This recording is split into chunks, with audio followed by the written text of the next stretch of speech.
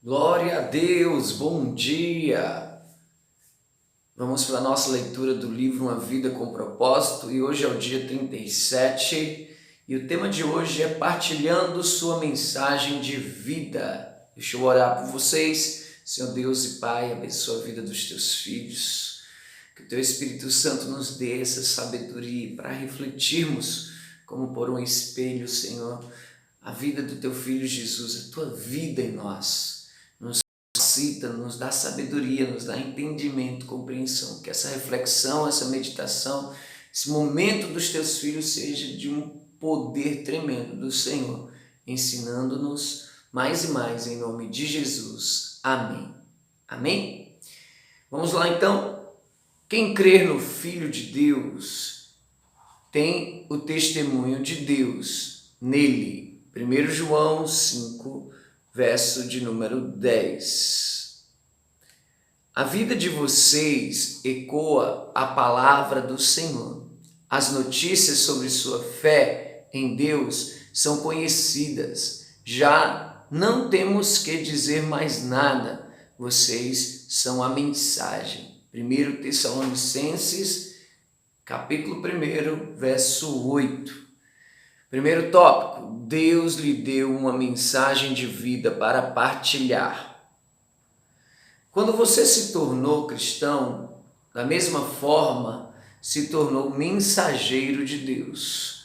Quer falar ao mundo através de você mesmo, através de você. Paulo disse, nós falamos diante de Deus com sinceridade, como homens enviados por Deus. Você pode sentir que não tem nada para compartilhar, mas isso é apenas o diabo tentando mantê-lo em silêncio. Você tem um depósito de experiências que Deus deseja utilizar para trazer outras pessoas para a família que é a igreja.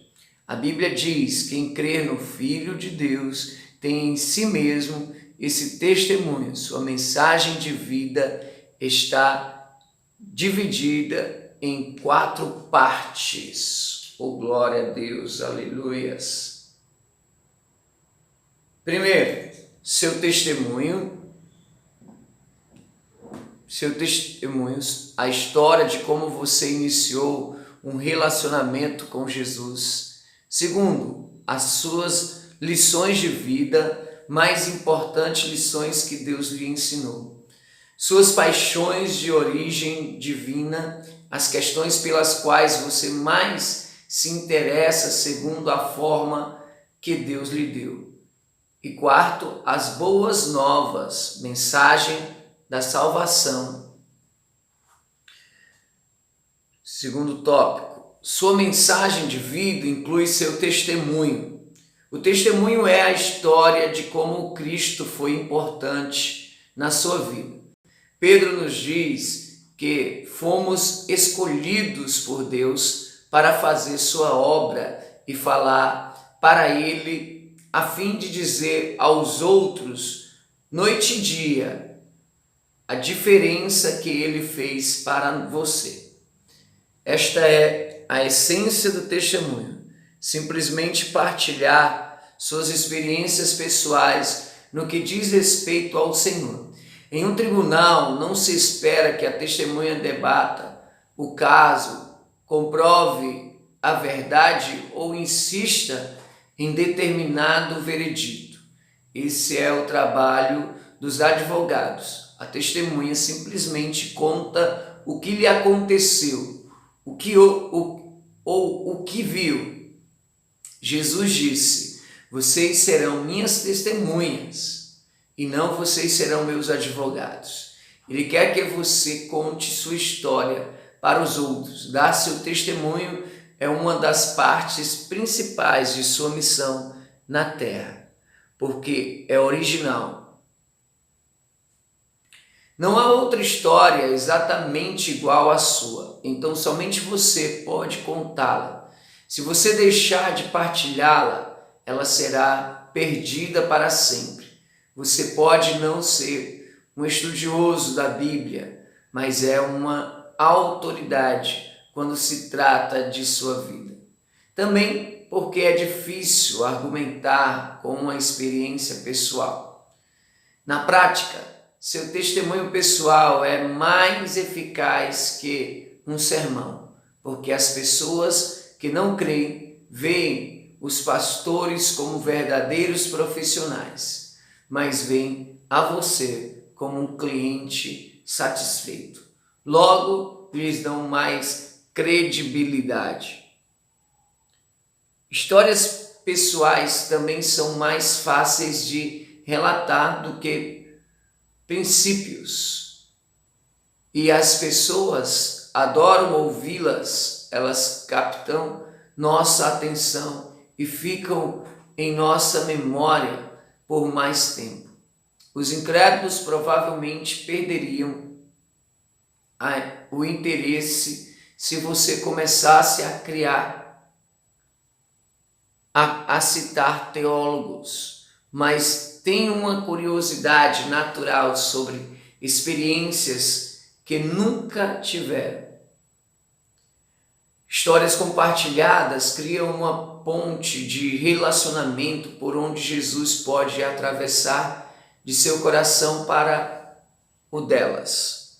Outro mérito do testemunho é o fato de ele contornar as defesas intelectuais. Muitas pessoas que não aceitariam a autoridade da Bíblia irão dar ouvidos a uma moderna história pessoal. Foi por isso que, em 6 ocasiões distintas, Paulo usou seu testemunho em vez de citar as Escrituras.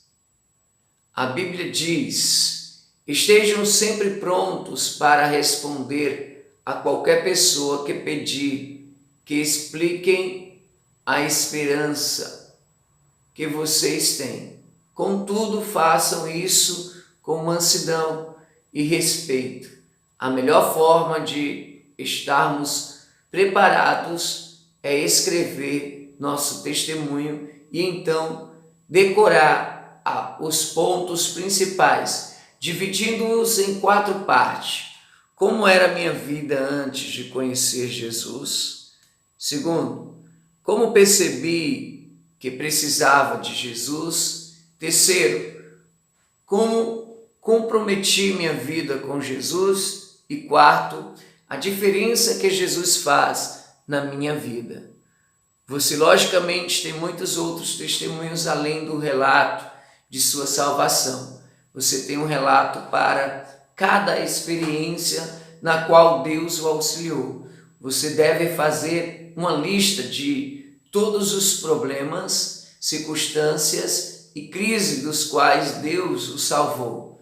Então, seja sensível e utilize o relato que melhor se relaciona com o seu amigo incrédulo. Situações diferentes pedem testemunhos diferentes. Terceiro tópico: sua mensagem de vida inclui suas lições de vida. A segunda parte de sua mensagem de vida são as verdades que Deus lhe ensinou a partir de suas experiências com Ele. Existem lições e discernimentos que você aprendeu sobre Deus, relacionamentos, problemas, tentações e outros aspectos da vida. Davi orou: Deus, ensina-me as lições da vida para que eu me mantenha no curso.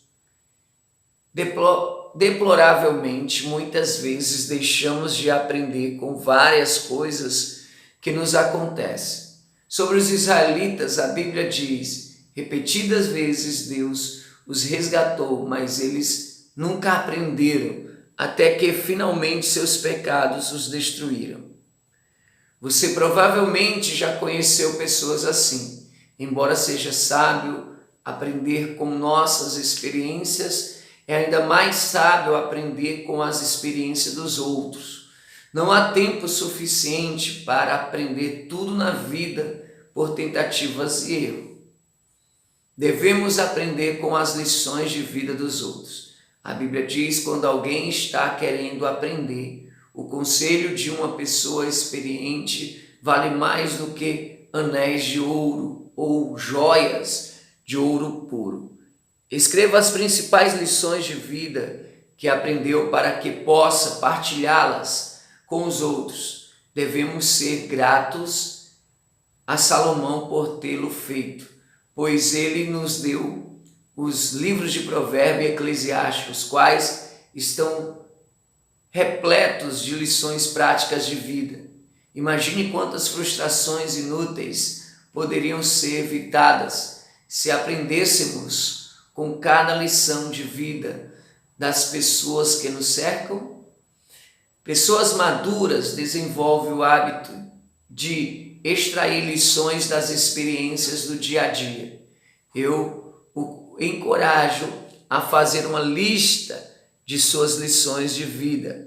Você não deve ter tido a oportunidade de ponderar a respeito delas, a menos que as tenha anotado.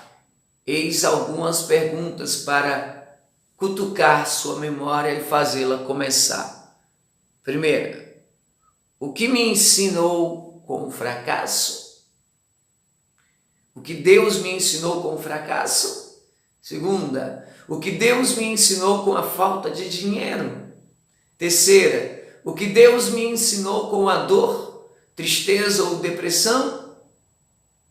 Quarta, o que Deus me ensinou pelas expectativas? Quinta, o que Deus me ensinou com a doença? Sexta, o que Deus me ensinou com a decepção?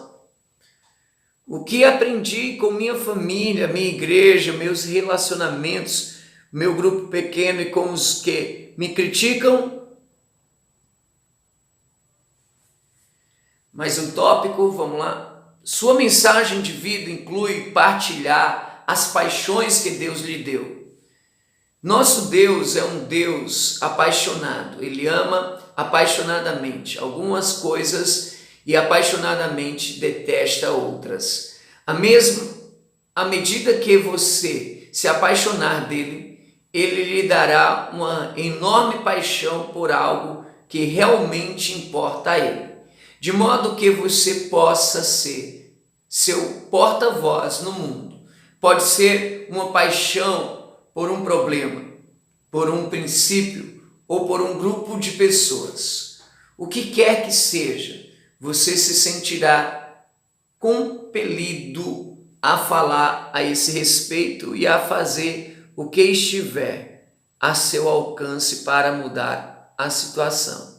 Você não consegue deixar de falar sobre aquilo que mais lhe importa. Jesus disse: o coração do homem determina o que ele fala. Dois exemplos disso são Davi, que diz: o grande interesse que tenho por ti e pela tua casa arde como uma fogueira dentro de mim. E Jeremias, que diz: a tua mensagem fica presa dentro de mim e queima como fogo no meu coração. Estou cansado de guardá-la e não posso mais aguentar. Deus dá a algumas pessoas o ardor para defender uma causa. É geralmente um problema que foi sentido na pele, como violência, vício, esterilidade, depressão, doença ou alguma outra dificuldade. Algumas vezes Deus dá às pessoas uma paixão para falar em nome de grupos que não podem falar por si sós. O que ainda não nasceram, os perseguidos, os pobres, os encarcerados, os maltratados, os desprovidos e os que não tiveram direitos à justiça. A Bíblia está cheia de orientações para defendermos os indefesos. Deus usa pessoas apaixonadas para impulsionar o seu reino. Ele poderá lhe dar o ardor de começar novas igrejas, fortalecer famílias, financiar traduções da Bíblia ou treinar líderes cristãos.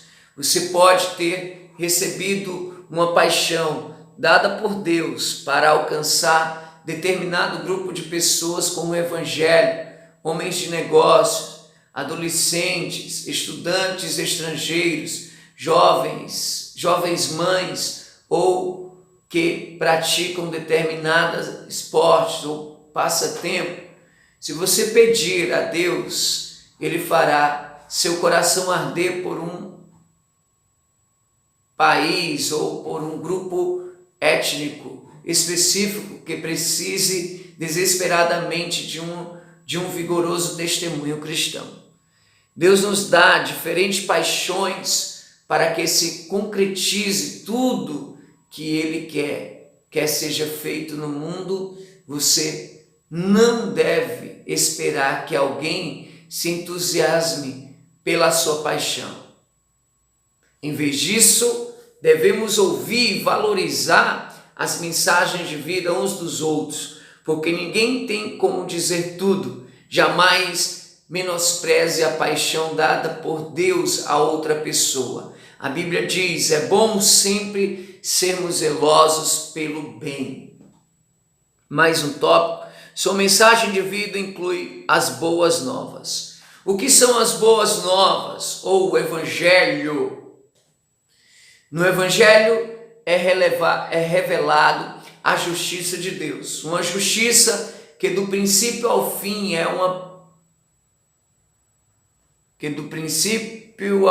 é pela fé.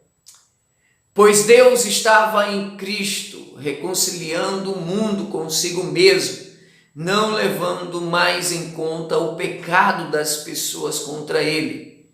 Essa é a maravilhosa mensagem que Ele nos deu para contar aos outros.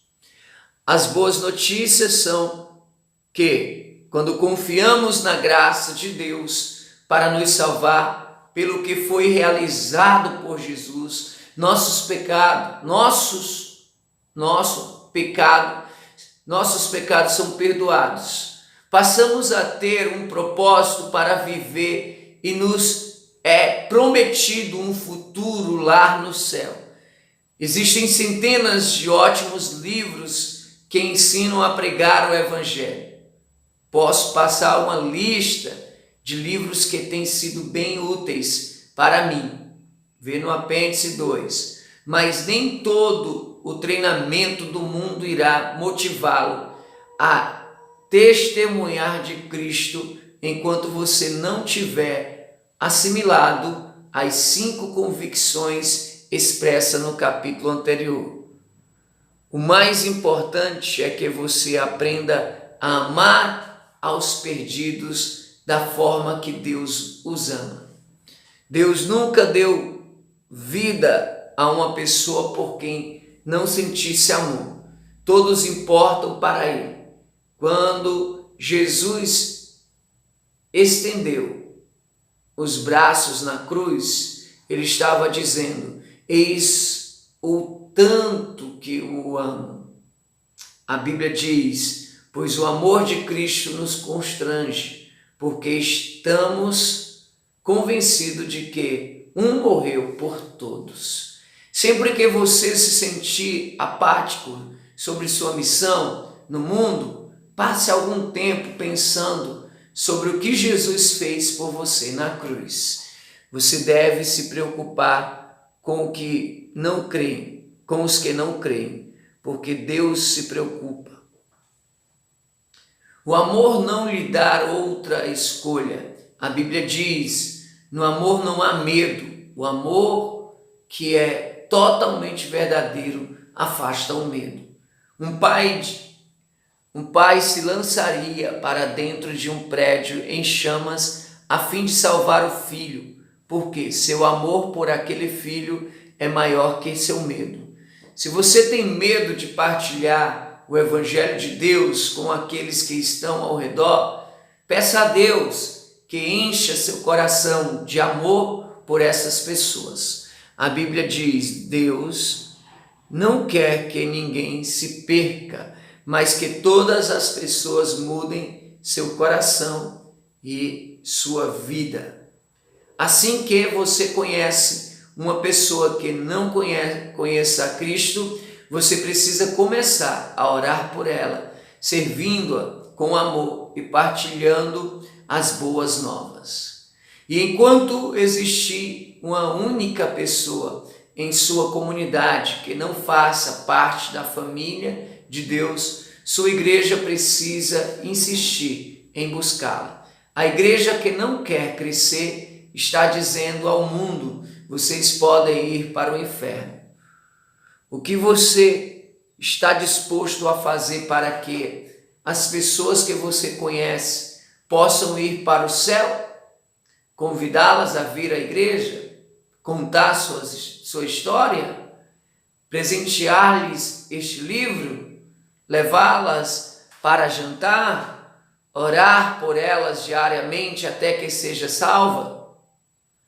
Seu campo missionário está ao seu redor. Não perca as oportunidades que Deus está lhe dando.